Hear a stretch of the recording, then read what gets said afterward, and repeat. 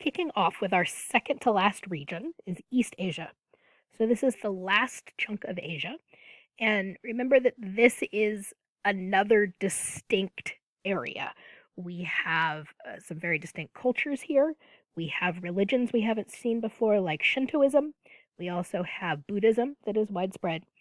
But this region is different than other parts of Asia because of its economic power as well. This is a very economically important region of the world, and we have a number of economic powerhouses here. Places like China, Japan, Taiwan, and South Korea. We also have one of the world's most reclusive and oppressive governments in this area in North Korea. And we are going to talk about all of those places. So here is our map, right, where we've been. We just finished talking about Southeast Asia here, and now we are moving to the north, and we are going to talk about East Asia. Okay. And here is our night sky map. This map shows some pretty interesting patterns because we have so many people here in this region that we can really see the concentrations of people. So this is the curve of China here. This is Southeast Asia, and there's India. And look, there's Lake Baikal right there. So you can see very strongly that we have a whole lot of people here in the east versus the western part of China.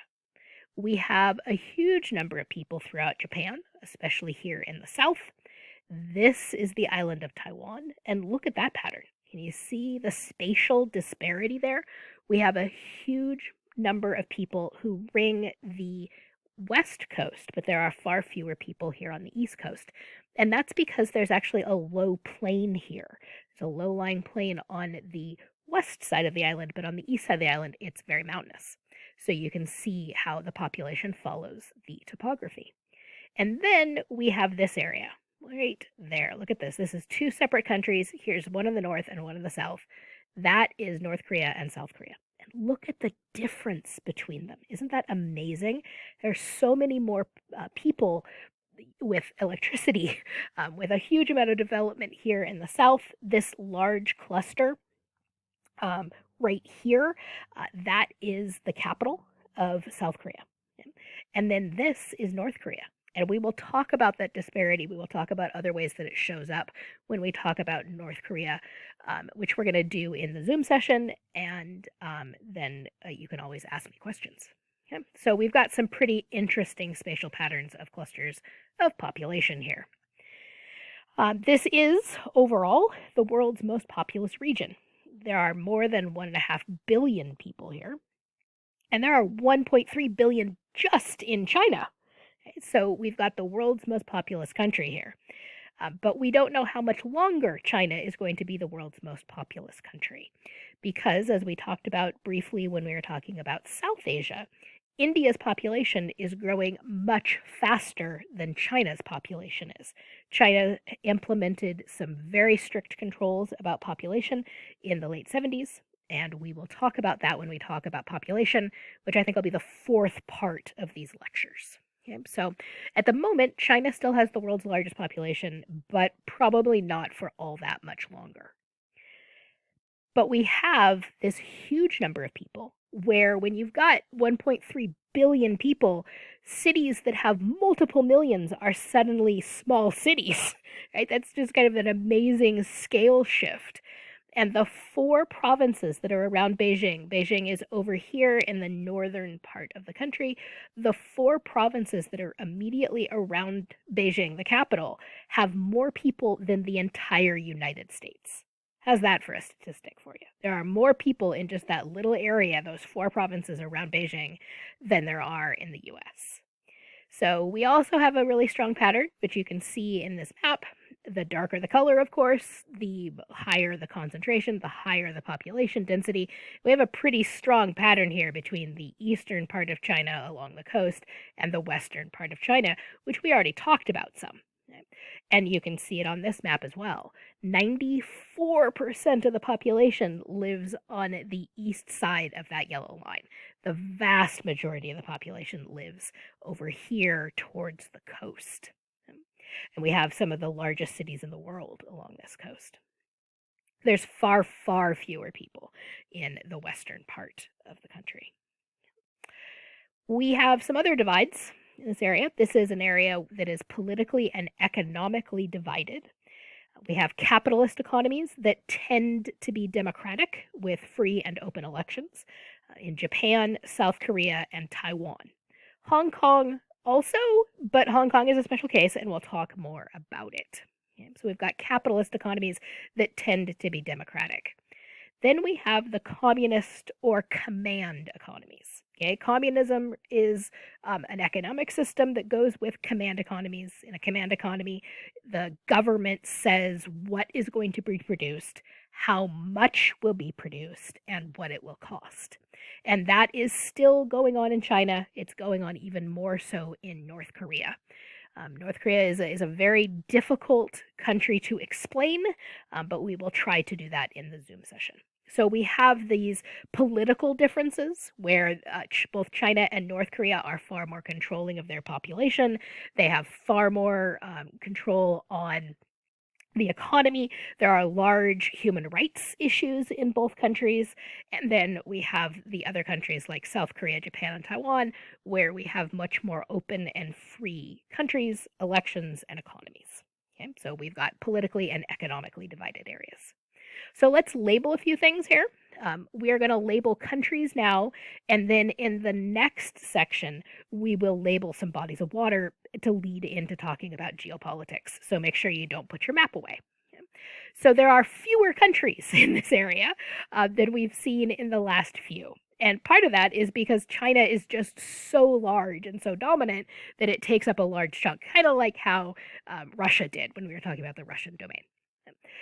So just to give us reference, give us context, there's Lake Baikal up to the north of where we are. We got Mongolia, there's India and Nepal, here's Myanmar and Vietnam. Remember that they share a border, Myanmar and Vietnam, and a little bit of Laos with China. Okay? So this is where we have discussed and where we are about to discuss. Okay? And let's start with a big one. Right? All of this is China. Okay? The entire country is China. We have already talked about these two parts over here in the West. We talked about Xinjiang and Tibet. We were talking about Central Asia. So what we're really talking about in this section is where the majority of the population is, the majority of the economy, the majority of the, just the huge focus of the country is in the area that we're discussing now. But remember that all of this is China. And China has a more formal name. It is the People's Republic of China, or the PRC. It's also sometimes called mainland China. And that is because we have another entity that is right here on that island, and we will name it in a few minutes. And it also would like to be able to use the name China. But of course, this China, the People's Republic of China, objects very strongly to that. So when you see peoples in the name of a country, that's a good clue that you've got a communist country, and that is exactly what we have here. So this is the PRC, the People's Republic of China. All right, then we move over here, and this is a country that shares a border with China. It is, in fact, China is their largest trading partner as well, and that is North Korea. And then to the south, shockingly, we have South Korea. Okay, so there's three countries, China, North Korea, South Korea. Then here we have a chain of islands that is, of course, Japan. Note that this island here to the north, I did not circle that. That is not part of Japan. That is actually part of Russia. This has been debated. There's been a war in the past, but at this time, this is part of Russia, that island that is there to the north. All right, so there's Japan. And just to touch back on the landforms and the themes that we've been tracing all semester, what is the shape of the Koreas? It is, of course, a peninsula. You knew that. And then Japan, chain of islands, we've got an archipelago.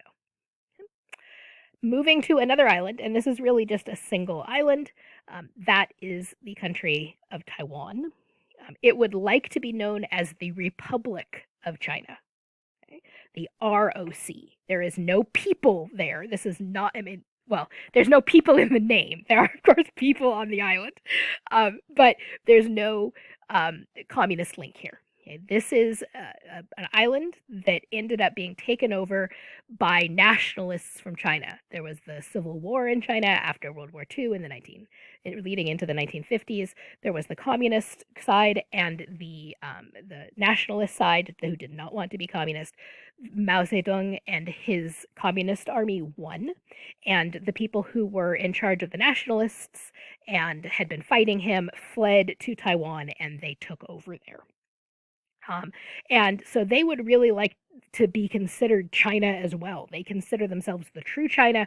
China, the People's Republic, absolutely disagrees. They see Taiwan as a breakaway republic, and there are tensions between the two that flare up. Okay? And so we will talk a little bit about that in geopolitics. All right, what about this? What is that right there? An awful lot of people say, oh, wait, that's Hong Kong. It is not. Hong Kong is way, way smaller. You can't actually see Hong Kong on this map at this scale. That island is actually the island of Hainan, and that is a province of mainland China. So that's kind of like, how we have Hawaii Island off of our coast, a ways, but off the coast. That is exactly what this is. Okay, so this is a province, which is what they call their subdivisions. Hong Kong is where I have just put that arrow. In this little notch, there's that little indentation right here. And there's a very small island and even a couple even smaller ones, and that is what makes up Hong Kong. So Hong Kong is in that little notch. Okay? And I'm going to pause here, and then we will come back and talk more about what's going on in Hong Kong, which, as I'm sure you've seen, has been in the news a great deal over the last year.